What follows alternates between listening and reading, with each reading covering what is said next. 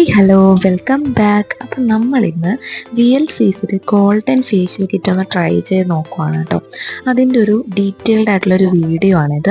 അപ്പോൾ ഇതിന് മൊത്തത്തിലൊരു 6 സ്റ്റെപ്പാണുള്ളത്. അത് മൊത്തത്തിൽ ഞാൻ ചെയ്ത് കാണിക്കുന്നുണ്ട് കേട്ടോ. അപ്പോൾ എൻ്റെ വീഡിയോ ആദ്യമായിട്ടാണ് കാണുന്നതെങ്കിൽ ഒന്ന് സബ്സ്ക്രൈബ് ചെയ്ത് സപ്പോർട്ട് ചെയ്യണം. അപ്പോൾ നമുക്ക് പെട്ടെന്ന് തന്നെ വീഡിയോയിലോട്ട് പോകാം കേട്ടോ.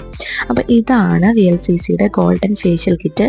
ഇതിന് 340 രൂപയാണ്, പക്ഷേ എനിക്കത് 160 രൂപയ്ക്ക് ഓഫറിന് കിട്ടി കേട്ടോ. അപ്പോൾ ഇതാണ് കേട്ടോ സംഭവം.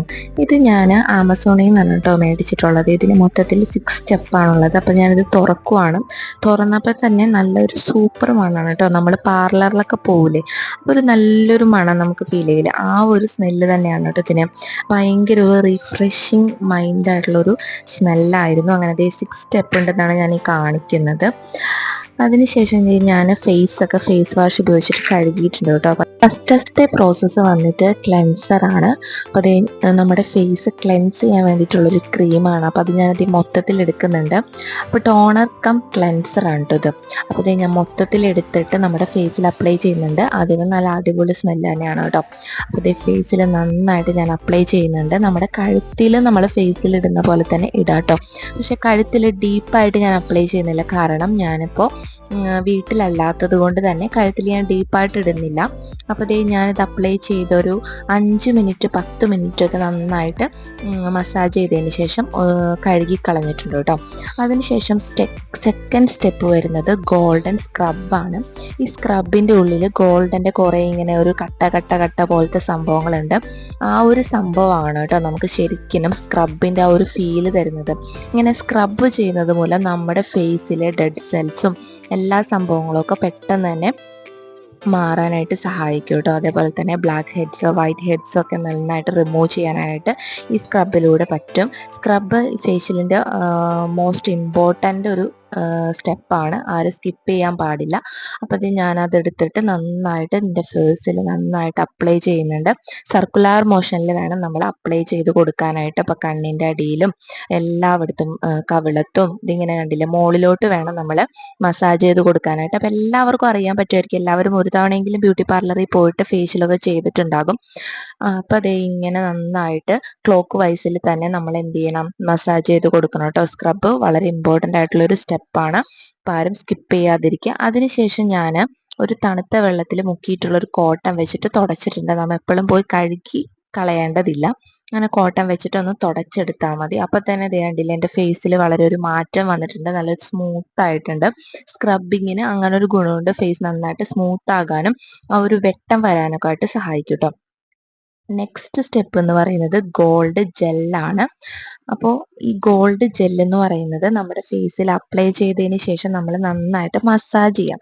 മസാജ് ചെയ്യുമ്പോൾ നമുക്ക് ഫീൽ ചെയ്യും എന്താണ്, ആ ഒരു സ്മൂത്ത്നെസ് പോയിട്ട് ഒരു കട്ടിയായിട്ട് വരും. അതാണ് കേട്ടോ അതിൻ്റെ പരുവം. അപ്പം ഞാനിതിൻ്റെ ഫുള്ളായിട്ട് അത് എടുക്കുന്നുണ്ട്. ഒട്ടും കുറക്കുന്നില്ല. എന്തായാലും നമുക്ക് ഒറ്റ തവണ മാത്രമേ ഇത് യൂസ് ചെയ്യാനായിട്ട് പറ്റുള്ളൂ എന്നാണ് എനിക്ക് തോന്നുന്നത്. കാരണം 2 തവണ എടുത്തു കഴിഞ്ഞിട്ടുണ്ടെങ്കിൽ ഒന്നും തികയില്ല. അങ്ങനെ ഞാനിത് നമ്മുടെ ഫേസിൽ നന്നായിട്ട് അപ്ലൈ ചെയ്ത് നല്ലോണം മസാജ് ചെയ്യുന്നുണ്ട്. അപ്പം നമുക്ക് ആദ്യമുള്ള ആ ഒരു സ്മൂത്ത്നെസ് കുറഞ്ഞു വരും. അതാണ് കേട്ടോ അതിൻ്റെ ഒരു പരിവം എന്ന് പറയുന്നത്. അത്രയും വരെ നമ്മൾ എന്ത് ചെയ്യണം, നമ്മുടെ ഫേസിൽ അത് അബ്സോർബ് ആവുന്നത് വരെ മസാജ് ചെയ്തുകൊണ്ടിരിക്കണം കേട്ടോ. അതെ, കണ്ണിൻ്റെ അടിയിലും മൂക്കിൻ്റെ ആ ഒരു സൈഡിലും ചുണ്ടിൻ്റെ അടിയിലൊക്കെ ആയിട്ട് നന്നായിട്ട് നമ്മൾ മസാജ് ചെയ്തുകൊണ്ടിരിക്കുക.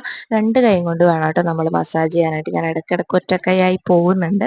അതിനുശേഷം ഇത് ചെയ്തതിന് ശേഷം മൊത്തം നമ്മുടെ ഫേസിൽ അബ്സോർബ് ആയതിന് ശേഷം ഞാൻ നനഞ്ഞ കോട്ടൺ വെച്ച് തുടക്കുന്നുണ്ട്. തണുത്ത വെള്ളമാണെങ്കിൽ കുറച്ചും കൂടെ ബെറ്റർ ആയിരിക്കും കേട്ടോ. ബ്യൂട്ടി പാർലറിലൊക്കെ തണുത്ത വെള്ളം കൊണ്ടല്ലേ ചെയ്യുന്നത്. അത് നമ്മുടെ ഫേസിനെ നല്ലോണം റീഫ്രഷ് ആകാനൊക്കെ ആയിട്ട് സഹായിക്കും കേട്ടോ. അപ്പോൾ അതിന് ശേഷം നന്നായിട്ട് ഞാൻ നല്ലോണം തുടച്ച് വൃത്തിയാക്കി.